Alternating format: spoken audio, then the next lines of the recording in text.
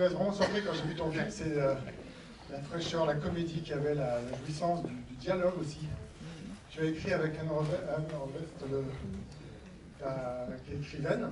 Avec Anne Berest, qui est romancière, qui est non seulement romancière. Toutes les deux, vous avez un amour des mots, en fait. Et ça se sent beaucoup dans ton film. Je te laisse reprendre ton souffle. Ça vous a plu? Oui. Merci. Qui est psychanalyste dans la salle? Qui est en psychanalyse? Allez-y, je ne crois pas. Qui est déjà allé voir un psy? Ok. Est-ce qu'en fait la psychanalyse ça se fait plus, c'est vrai. C'est l'un des premiers trucs que dit Jodie Foster quand elle le présente avec moi. On l'a un peu présenté en Amérique du Nord, aux États-Unis.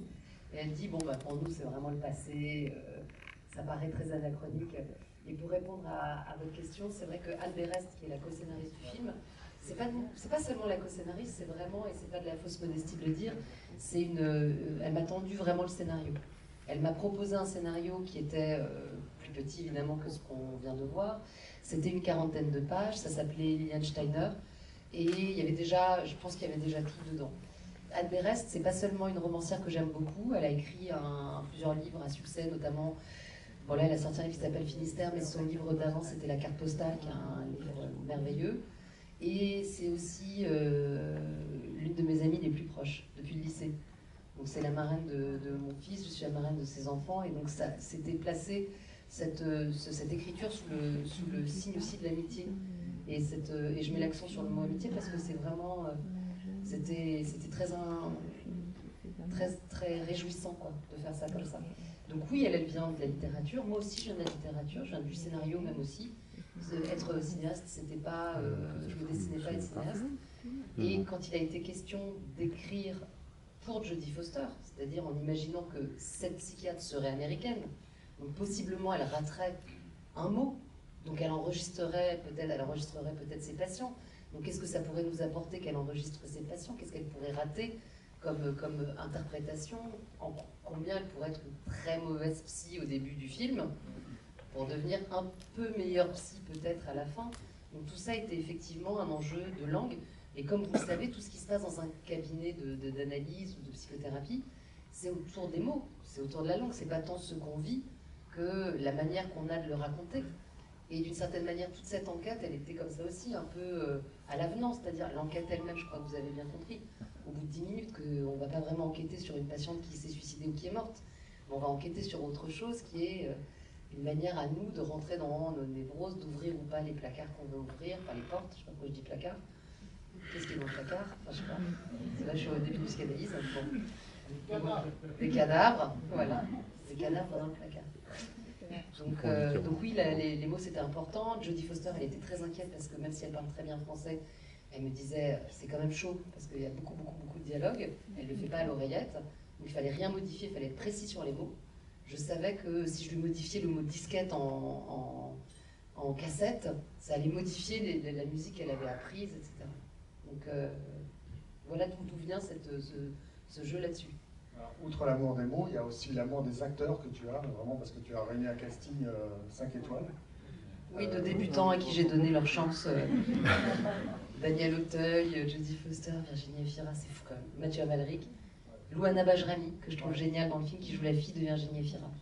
Qui est une actrice qui non seulement est actrice, mais qui est aussi réalisatrice, comme 80% de mon casting, ce qui dit déjà quelque chose de... Elle a déjà réalisé 3 longs métrages, par exemple, Louana Bajrami.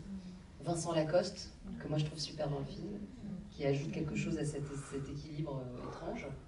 Branque. Alors, je vous laisse vite la parole, mais alors Jodie Foster, qui est aussi réalisatrice, est-ce que toi, tu n'es pas forcément impressionné en tant que, tu as 6 longs métrages à ton actif, mais bon, face à une telle... J'ai failli quitter le plateau un moment. Quand j'étais face à Daniel Auteuil, enfin je le dis, je suis quand même... je me prends pas pour de la merde, mais j'étais quand même face à Daniel Auteuil et Jodie Foster. À un moment, je leur ai dit, je dois vous dire, je suis légèrement impressionnée, laissez-moi 5 minutes. Et puis après, voilà, on ne doit pas les visiter comme des monuments. Ce sont des acteurs qui ont l'habitude d'avoir une filmographie tellement... Et puis, il y a une autre scène qui m'a beaucoup impressionnée, c'était avec Frédéric Wiseman, qui est l'acteur qui joue, le réalisateur, donc documentariste, qui joue l'américain avec qui Jodie Foster discute à un moment. Son contrôleur psychiatre. En fait, c'est un immense... documentariste américain, je ne sais pas si vous le connaissez ici. Qui a déjà vu l'un des films de Wiseman? c'est vraiment pour moi l'un des cinéastes qui compte enfin, dans le moment que traversent les États-Unis, qui est en train d'effacer, de menacer toutes les institutions que Wiseman a passé 60 ans à enregistrer, à capter, à documenter, j'avais l'impression que voilà, cette présence-là, elle m'était plus que jamais importante, nécessaire. Et là, quand je les ai vus côte à côte sur le canapé, j'ai fait un petit temps de pause, de réflexion, et puis après, j'y suis allée. Et je leur ai dit, là, je dois quand même vous dire, vous êtes deux légendes face à moi.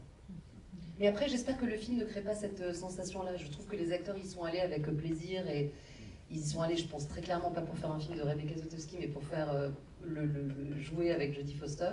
C'est un peu ma roublardise quand j'ai des actrices aussi célèbres et entraînantes qu'elles, mais je les ai trouvées s'amuser en fait dans les rôles. Et c'est pour ça aussi qu'ils ont accepté des rôles parfois plus petits que ce qu'on leur propose d'habitude. Je trouve que ça, c'est une grande intelligence d'acteur, d'accepter ce qu'on appelle des seconds rôles.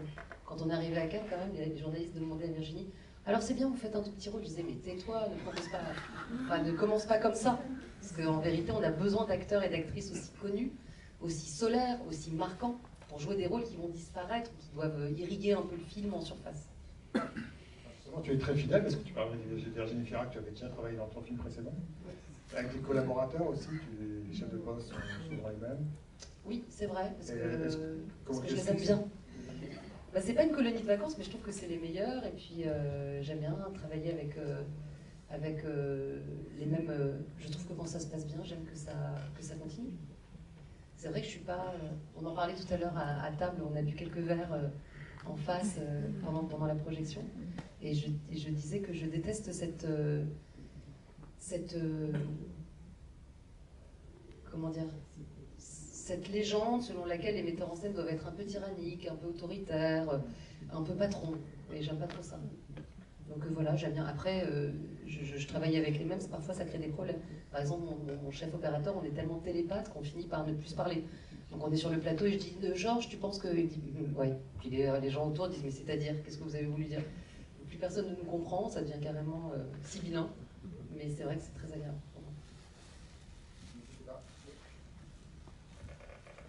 Je vais au milieu peut-être. Bonsoir. Moi j'avais, je pense, des remarques un peu. Déjà, je voulais vous dire que moi, du coup, je suis en études de psychologie et j'ai trouvé que votre film il soulevait des questionnements déontologiques super intéressants. Sans blague. Voilà. Et voilà, du coup, j'avais trouvé ça super intéressant. Ne le faites pas. Ne faites pas ce qu'elle fait. Ah non, mais j'ai bien appris. Et mon autre remarque, c'était que je trouve que votre film il est très doux dans les relations entre les personnages et dans les regards. Il y a vraiment une vraie douceur et une vraie tendresse. Et j'ai trouvé ça très fort. Voilà. Merci. Mes deux remarques. Merci. Sur la déontologie, c'est drôle parce que j'ai une co-scénariste, donc Gaëlle Massé, j'ai pas écrit que avec Anne Berès, mais avec aussi une scénariste que j'adore, avec qui je travaille souvent, qui est tout le temps la garante de ce qui est réaliste ou pas. Donc souvent, elle me dit genre, alors ça, non, c'est pas possible, de temps en temps, je me dis. Mais en fait, elle a raison parce que les questions qu'on se pose, moi j'ai besoin de savoir comment les personnages gagnent leur vie, quelle est leur sexualité, où ils habitent, est-ce qu'ils sont locataires, pas locataires, enfin ça fait partie de ce qu'on doit comprendre, en tous les cas, savoir d'un personnage. Là, l'idée que cette psychiatre transgresse tous les codes de déontologie qu'elle puisse transgresser à des niveaux gênants, enfin des niveaux criminels, ça faisait partie quand même de la fiche du personnage. Et il a fallu le prendre en compte, faire en sorte qu'elle se raconte qu'elle est en train de faire quelque chose de bien, etc. Mais bon, globalement, là, c'est quand même le royaume de la fiction. Hein. Parce que sinon, c'est la radiation totale. Je vous déconseille d'aller voir. Cela dit, moi, ma dernière séance de psy s'est passée de manière très étrange. Je ne sais pas si j'ai le temps de la raconter, je pense pas. Il y a littéralement le plafond qui s'est effondré entre ma psy et moi. Où elle m'a dit plein de choses. Enfin, je ne peux même pas le dire parce que j'ai peur qu'elle l'apprenne et tout. Donc, elle me fait peur. Mais il s'est passé des choses qui sont complètement sorties du cadre. Et d'ailleurs, je me demande si elle verra le film. Et d'ailleurs, je me demande si ce film ne naît pas d'un désir un peu agressif de faire pleurer sa psy. Et sur le côté très doux du film, là, ça ressenti. Sur le côté doux, je trouve qu'il peut y avoir de la dureté quand même dans la scène du dîner de famille, qui est un dîner parfaitement psychotique. Voilà. J'étais comme ça quand j'ai lu la scène d'Anne Berès, et puis on l'a chargée encore, et Jodie Foster, elle l'a jouée d'une manière hyper réaliste. Il fallait voir Jodie Foster quand même se préparer pour cette scène. Elle fermait les yeux parce qu'elle le joue total premier degré. Je ne sais pas si vous avez remarqué. Moi, je l'ai écrite en me disant, bon, c'est n'importe quoi. Je veux dire, on dit à son fils, tu sais, quand tu étais milicien, c'est pour ça que je t'ai pas aimé. Je suis là, genre, waouh, c'est extrêmement loin Moi, je suis une mère juive premier degré, c'est-à-dire un enfant, on l'adore. Donc c'était vraiment, il y avait tout l'opposé.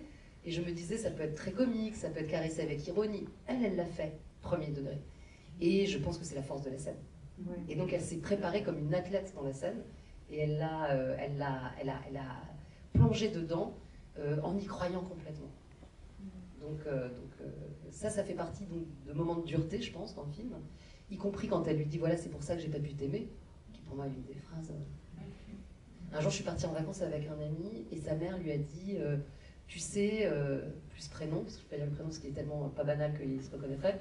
Bon, tu sais, Jean-Michel, ton père et moi, nous t'aimons beaucoup. Je me suis dit, mais comment on peut dire ça à son fils? On t'aime beaucoup. On t'aime, en transitif. C'est pas on t'aime beaucoup. Tu sais, on t'aime bien, on t'aime. Voilà. Donc ça faisait partie de ce type de... Quand même, j'ai eu l'impression d'aller au bout d'une dureté. Mais après, je suis incapable de croire à des personnages qui sont trop hystériques. C'est un peu raté avec elle, parce qu'elle l'est quand même pas mal pendant le film, mais... j'aime l'idée quand même qu'on puisse s'identifier dans les zones. Voilà. Je ne sais pas si ça répond à votre remarque ou aux sensations de tout ça.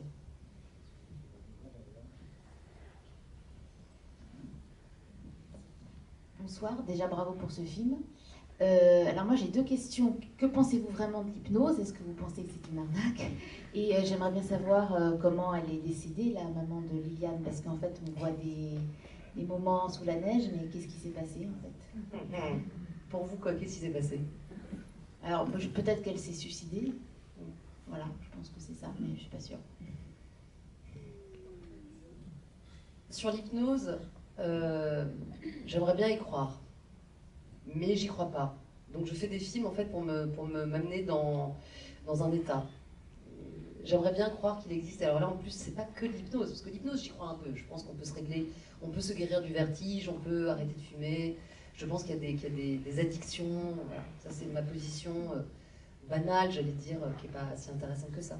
Et là dans le film il y a un truc spécifique. Ce sont des vies antérieures. Alors ça j'y crois pas du tout.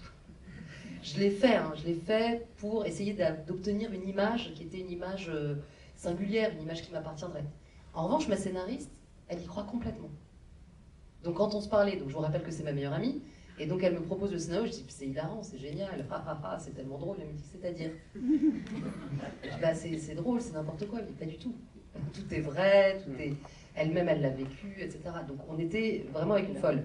Et j'ai adoré, c'était stimulant d'avoir cette conversation. Parce que ce que j'aime avec ces zones-là, c'est que les personnes les plus rationnelles et contrôle-fric comme moi sont obligées d'intégrer une part d'irrationnel, quelque part. Si vous allez au bout de votre rationalité, vous devez quand même considérer qu'il y a plein de choses qu'on ne connaît pas. Je sais pas, la façon dont on exploite le cerveau. Et je pense qu'il y a tout un tas d'hypothèses aujourd'hui qui vont être falsifiées dans les 30 prochaines années, 50, 100 prochaines années. On est peut-être au début de tout un tas de... Donc, j'y crois pas, mais j'aimerais beaucoup. C'est pour ça que je fais du cinéma. Et ensuite, comment est morte la mère de Jodie Foster, de Liliane dans le film? C'était vraiment une porte que j'avais pas envie d'ouvrir dans ce film. Et puis, ça a été comme un tropisme. J'ai pas pu m'empêcher de fabriquer cette scène, parce qu'il faut quand même les construire. Donc, la scène de porte qu'elle ouvre, dans sa vie antérieure. C'est une scène qui est fabriquée en intelligence artificielle. Moi, j'ai utilisé des mots. J'ai juste dit, je scripte un souvenir de son enfance à Noël, à New York, dans les années 60, qui était un peu donc l'âge qu'elle aurait à 5 ans, une femme de 63 ans aujourd'hui. Voilà. Et l'image m'a proposé 2 enfants et pas une. Et 2 enfants avec un petit costume rouge. Un peu comme dans un film de Nicolas Roeg. Il y a un film dans lequel l'un des enfants meurt. Donc j'ai commencé à me raconter, ah oui, en fait, elle a perdu un jumeau. Et je me dis, bon. Et en fait, on est quand même rattrapé par ce qui fait qu'on est nous-mêmes. Et moi, je suis orpheline de mère depuis enfant. Et donc, je pense que malgré tout, même quand j'essaye de faire un film qui n'est pas là-dessus, il y a une porte qui s'ouvre sur une femme qui a perdu sa mère trop tôt. Et je pense que ce qui nous amène à devenir soit cinéaste, les métiers qu'on fait, ou psychiatre ou médecin, c'est qu'on n'a pas pu sauver quelqu'un à un moment.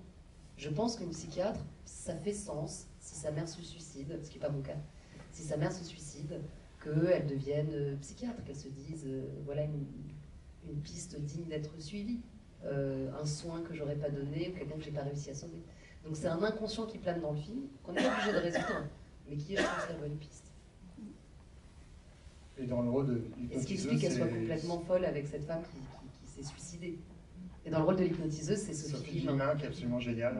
Elle a une scène, mais qui est... Bon, Inoubliable. merci d'avoir Et tu sais qu'elles se ressemblent, c'était pendant longtemps ça a été des sosies, Sophie Guillemin et Jodie Foster. Là elles se ressemblent un peu moins, parce qu'il y a un écart d'âge, voilà. Mais pendant longtemps les traits du visage c'était les mêmes. Si vous tapez sur internet tout à l'heure en rentrant chez vous, Sophie Guillemin et Jodie Foster, jeune femme, bah, il y a vraiment un lien très fort. C'est vous les cadavres dans le placard. Je sens la question. Merci, très très beau film. Acteur merveilleux, de la magie principalement entre Jodie Foster et Daniel Auteuil. Mais j'ai adoré le scénario, parce qu'on va au-delà du film policier, bien évidemment sur nos névroses à chacun, les projections, la vie, l'enfance, la perte, l'amour, le narcissisme, ce besoin de dépendance affective à l'autre. Mais il y a toute une histoire sur la psychiatrie parallèlement. Freud, la psychiatrie, l'analyse, toute la thérapie ericksonienne, la construction de l'identité, les troubles de l'identité. Moi, j'ai trouvé que c'était particulièrement passionnant, et les dérives actuelles sur les thérapies. Les médicaments qu'on tabasse. Absolument. Anne Béret, enfin, c'est né en même temps quand même la psychanalyse et le cinéma. Il y a un lien, on utilise les mêmes mots, la séance, la projection, ça se fait un peu concurrence à un moment. Et puis la psychiatrie, et puis l'hypnose. Psychanalyse, cinéma, hypnose, ils se concurrencent. Et nous, on a la possibilité de nager là-dedans et de nous dire qu'est-ce qui est le mieux pour nous? Est-ce que c'est voir un film de David Lynch qui va nous soigner? Est-ce que c'est prendre un Xanax? Est-ce que c'est faire une analyse? On peut faire les trois, hein, si vous voulez. Mais ça, c'est quand même... il faut savoir que ça s'est concurrencé parce que ce sont des langages qui naissent en même temps et qui plongent dans ce qu'on appelle la psychologie des profondeurs, mais c'est pas un hasard si ça naît en même temps. Moi, je suis pas du tout spécialiste. J'ai commencé une analyse à 40 ans, j'en ai 45, et je pense qu'elle est finie depuis l'histoire du plafond qui s'est effondré entre nous. Vous avez compris que ça s'était mal passé. Mais j'ai pas envie, je pense pas avoir fait un film là-dessus, parce que je pense que pour faire un film là-dessus, j'ai trop de respect pour ceux qui connaissent cette science-là. Après, ça m'intéresse de voir la rivalité qu'il peut y avoir. Donc la scène entre Guillemin et Jodie Foster, ce qui m'intéressait, c'était le snobisme de Jodie Foster en débarquant là. De se dire, moi j'ai fait 15 ans d'études, elle a des ongles, on a l'impression que c'est une esthéticienne dans un spa, elle va pas me dire comment elle va me soigner. Et puis, comment ça, elle se fait pas payer? Normalement, ça a une valeur. Et puis, en tant qu'américaine, débarquant quelque part, quelque chose qu'on ne paye pas, est-ce que ça a du poids? Donc tout ça, en fait, ça m'intéressait sur un autre registre. Mais je pense que les consultantes que j'ai eu la chance d'avoir, Isabelle Alfandari, elles sont remerciées au générique, c'est des grandes psychiatres et des grandes psychanalystes qui m'ont fait des petits retours sur le scénario. Elles m'ont nourri effectivement de quelque chose d'un tout petit peu réaliste sur ça. Mais je dirais pas que... J'aime bien quand même le moment où Daniel Auteuil lui dit tu voulais vraiment l'assommer ta patiente, qu'est-ce qui se passe quand on prescrit des médicaments à quelqu'un qu'on analyse? Ça, c'est déontologiquement impossible, que normalement quand on sort du cadre de l'analyse, etc. Mais c'est vrai que c'est des portes qu'on peut ouvrir dans le film si on veut et qui racontent un certain mal-être. Il y a une phrase aussi que m'ont dit de ces psys, que j'aime bien, qui est que quand quelqu'un se suicide, on dit en général qui tue celui ou celle qui se tue. Et ça, c'est un truc de thriller que j'aime bien. C'est qu'on a beau s'être suicidé, même si à la fin c'est suicidé, au fond ça reste un crime quelque part. Qui porte sur les enfants. Ou sur une société qui n'a pas été capable. Dont les enfants héritent. Ça, c'est certain. Parce qu'il y a tout ce qui est certain, c'est que c'est fracassant sur la maternité. Comment on a pu se suicider avec sa fille enceinte de... J'adore le moment où elle lui dit, bah évidemment, elle l'a jamais vu. Bon, voilà. C'est une petite interrogation sur la maternité néfaste, nocive, ambivalente. Jodie Foster, elle a une idée, à un moment, elle voulait faire un festival de films ambivalents sur la maternité. Toutes les mauvaises mères, beau festival, énormément, beaucoup de films. Beaucoup de films là-dessus.